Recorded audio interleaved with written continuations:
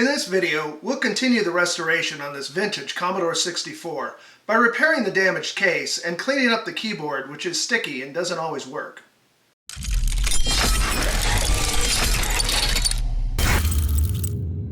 In the first two parts of this series, we got a power supply put together and we created a video cable so we can see the output on this classic Commodore 64. Now that we have the basic requirements out of the way, we can start the restoration process. Let's get started. You know, I had planned for this week to do this 1541 drive, but apparently I had more wrong with it than just the bad tantalum cap. This week, I'm going to repair this case with one of Bert's case saver kits, and then I'm going to clean up the keyboard, which is pretty sticky and doesn't work very well. So let's take it apart. And I've covered up, this actually has somebody's driver's license number written on it, so I have removed that as much as I can and then covered up the remainder. I still like to think that this might have been my computer from the day, because this came from Corvallis, Oregon, which is where I grew up.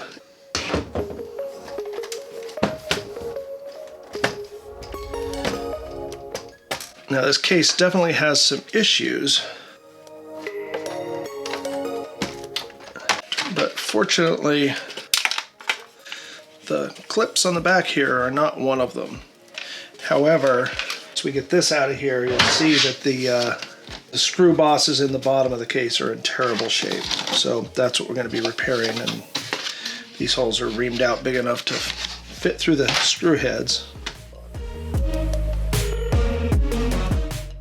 On the video cable, I had a lot of people give me feedback to do Adrian's mod to the RF modulator, and I have two 64s to work on. This one will probably be the one that I do mods on. The other one, I believe, is the one I'm going to keep as original as possible. And since Adrian's modification changes the output on the RF modulator to composite, which sounds convenient but is not original, yeah, I'll probably do that on this one in the next video, but I will not do it on the next one I'm working on. So as you can see here, these are all badly reamed out. Some of them have completely fallen out and I just had them in place. So we're gonna have to get all of those cleaned off of there and then use Bert's case saver kit on them. I'll put a link below. This is a case saver kit from Hey Bert, and it includes the discs we need for here, a drill bit.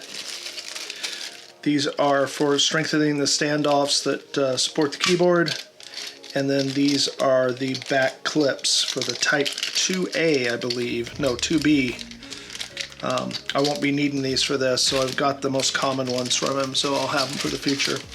I have super glue, but I don't really care for it for something like this, and my epoxy's bad, and you know, right now things are hard to come by. I do have this, which is E6000. This is a plastic welding glue that I've used in my business for many years in critical situations, welding plastic to plastic. I did look it up, and it seems to work fine with PLA, which is what most 3D printed things are made out of. So I'm going to try using this. It should make a really strong weld. So I'm going to start by snipping them off. This plastic is really brittle. I would be curious to see if retrobrighting would make that better or worse. I've heard both. I do not intend to retrobright this for this video simply because right now I cannot get the supplies. Certainly will be giving it a shot one of these days, but right now that is not an option. Alright, now I need to level this off. I'm just going to use a chisel tip on an X-Acto knife.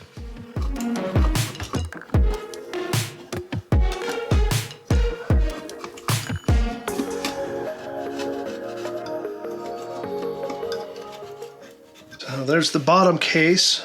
I am going to go ahead and take this downstairs and wash it in the sink. Next, I'm going to pull this apart.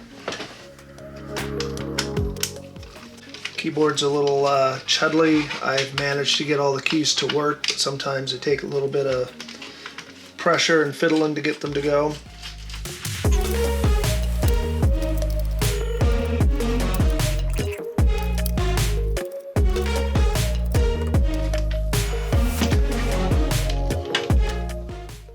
There's the keyboard. It's definitely seen cleaner days. So the second part of this video, we will be getting this all cleaned up and spiffed. And looking at the bottom of the case, you can pretty clearly see that these posts are pretty badly reamed out. I think I want to clean this up a little bit first.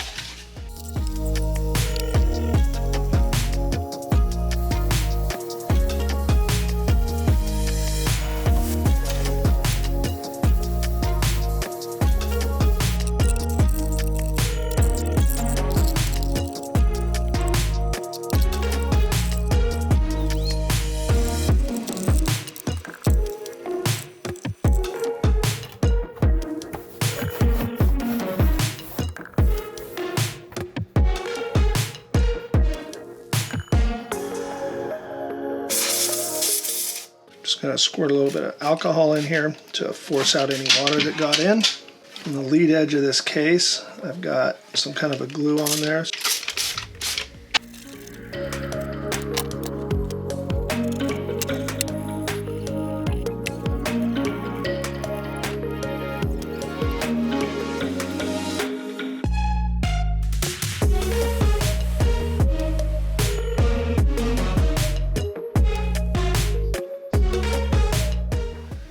Through a little bit so that it can sit down in the hole, and then press that down and remove it to get the right position. Put a little bit of the glue.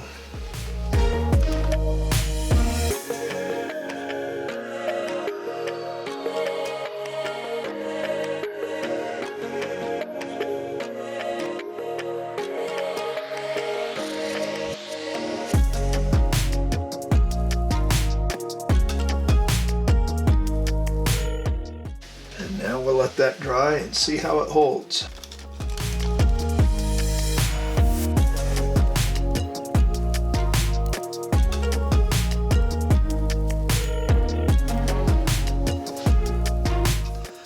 Well, that's on there good and solid. I really like the way that's working. So we are going to go with it. One thing I did not do on that other one, and I probably should have, is just give a quick sand roughing up the bottoms of these as well. It's still bonded quite tightly considering it's only been a few hours. And I need a spacer for these clamps, so going with Post-it notes because it's the right thickness and I got plenty of them.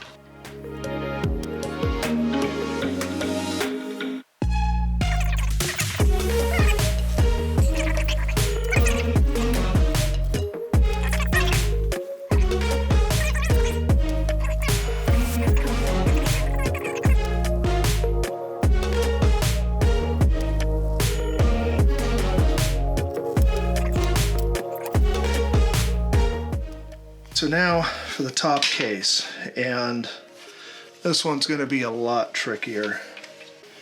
Let's see, I have a damaged post here. It was similar to this one. I was just trying to squeeze it together a little bit, and it was just so brittle it completely shattered. So all of these posts need to be cleaned up and get filed down to the point where we can fit the supports on. I'm going to use these diamond files that I use for a lot of different things.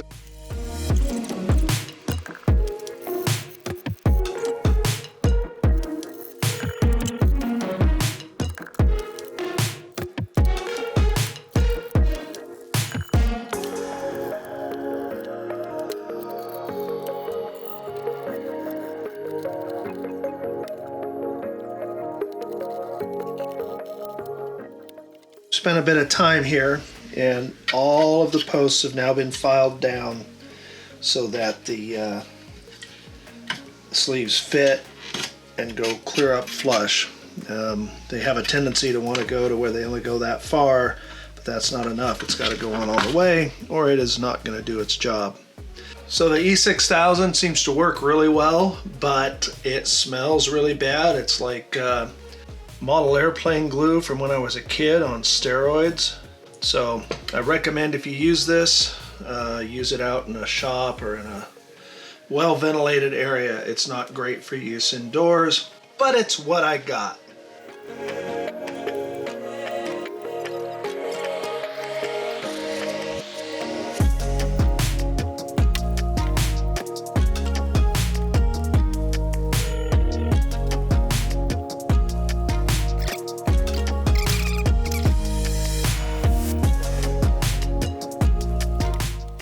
I want to thank Hey Bert for making these.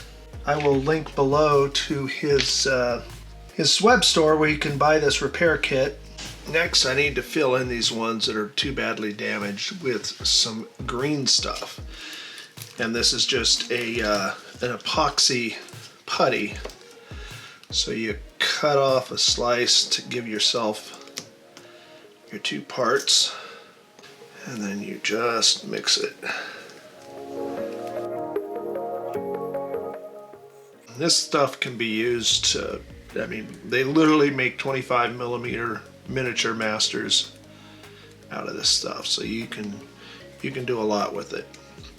I'm just going to take a little bit, work it down in the hole here. I'm going to take a drill bit that came with the repair kit and work that down in there.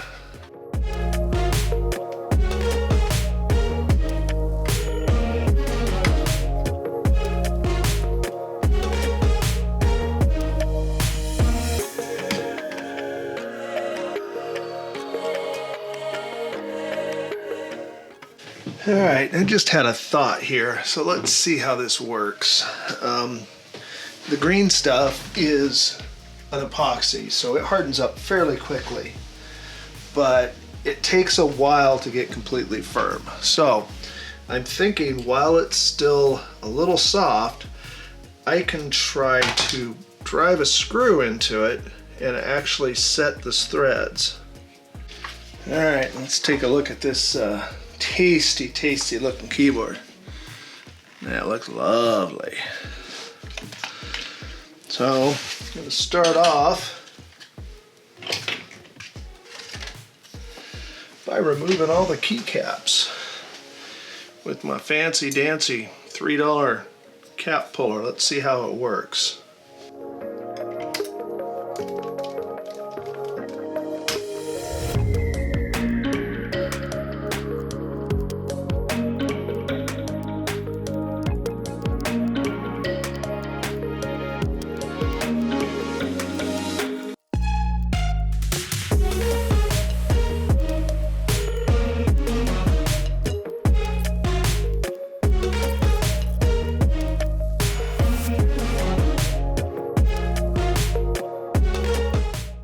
Finally, the shift lock key.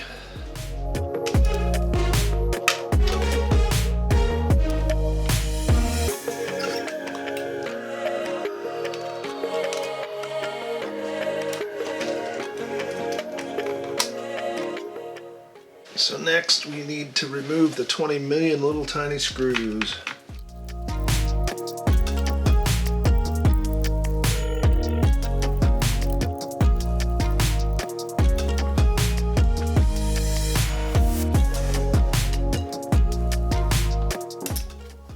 Okay, there we have the circuit board. Those contacts actually don't look terrible at all. So I'm guessing that it's the pads that are going to need, oh, and the hair removal. It needs hair removal. And there's the keyboard with all of the little plungers in it. They're going to be a little bit easier to remove than the keys.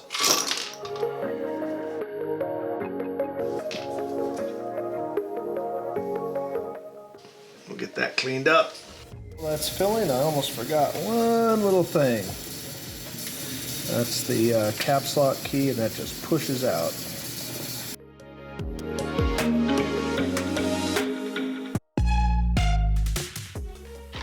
All the other keys are in some warm soapy water.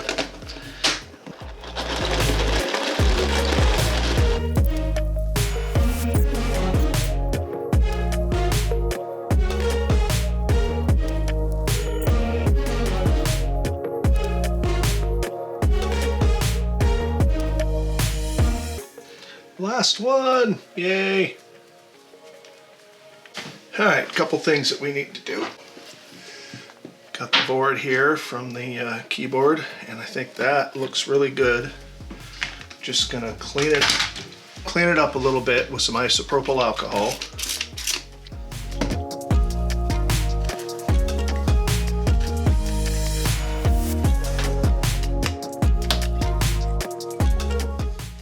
Yeah, and looking, these pads are nice and clean, shiny, so I am not gonna mess with them at all. So there's that. All right, got the base for the keyboard cleaned up. It's looking about 1,000 times better. So now this is gonna get all of its posts put back in. But before we do that, all of these posts, they have this part on them. This piece here comes off of here.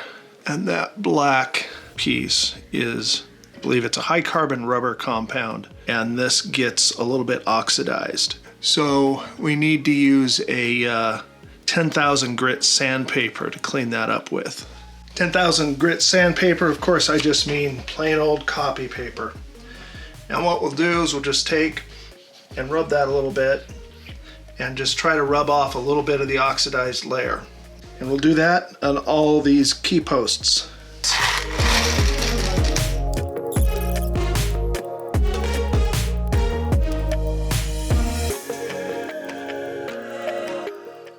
And we will put the caps lock key back in. And then these have to go into every one of their little slots. I see I want this elevated.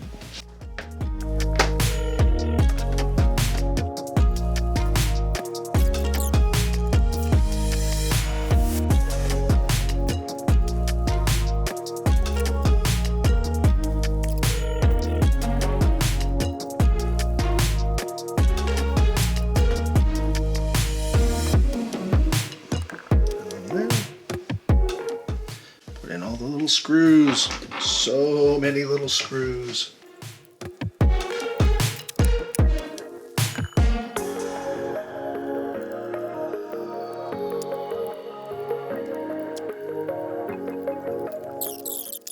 All right, so next we're going to need to put all the keys on.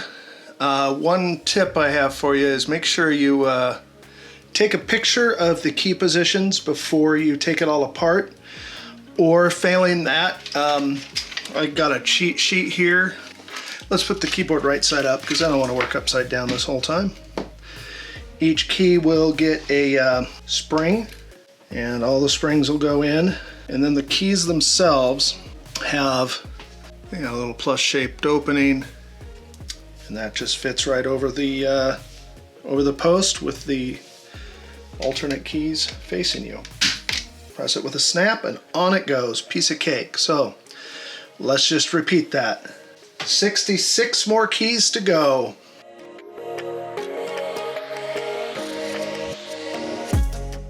I'm going to do the space bar last because it has its own special spring.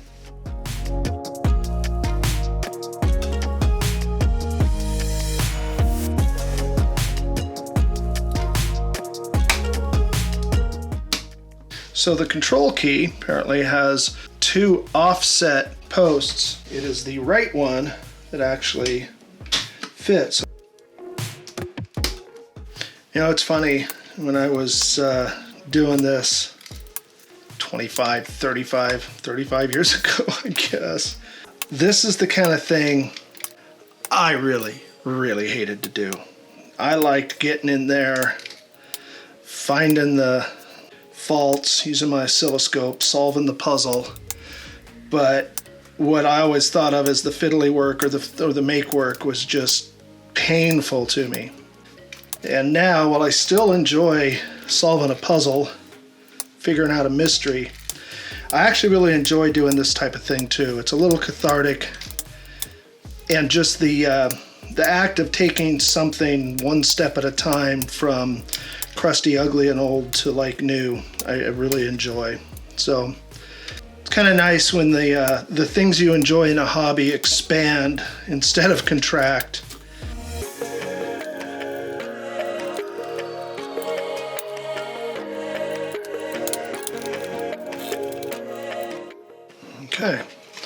Bet you thought I was going to forget, didn't you? Gotta hook these guys back in. Alright, and that is a keyboard. Looking just a little better than it did before. So let's get it put back together. I think this turned out pretty well. And there's the upper case. The standoffs are looking good. We got green stuff where they were damaged. Keyboard's looking nice and clean. Feels good.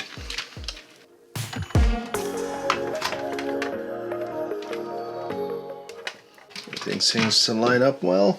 Got one screw that still has part of the case in it, so we'll just snip that off of there because that's not going to help.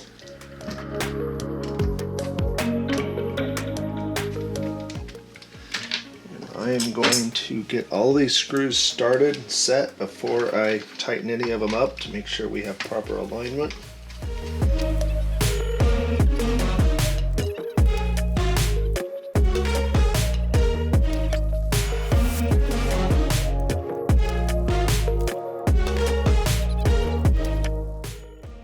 Alright, this keyboard reinstalled. And here is the bottom case. Here is the main board, which will be the subject of the next video I do on this computer. We'll be cleaning up this board, making sure everything's working correctly, and doing the RF modulator mod to it. Again, getting all the screws preset before I tighten them down.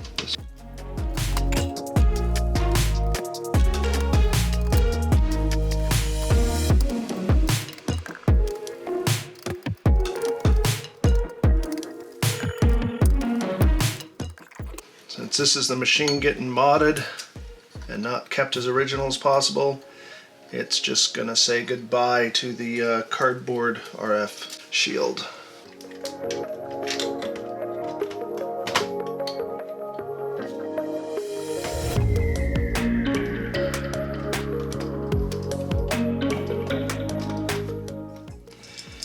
And I have tried everything to get this off the bottom. I'd seen a trick, can't remember who mentioned it, about using dry erase markers, and that actually made it quite a bit worse. Definitely not any better.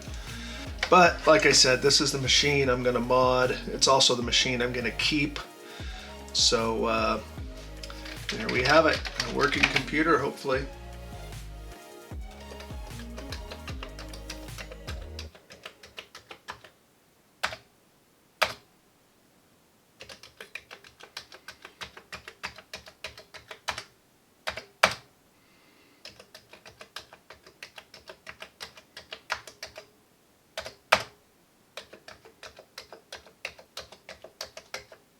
Everything seems to be working just fine.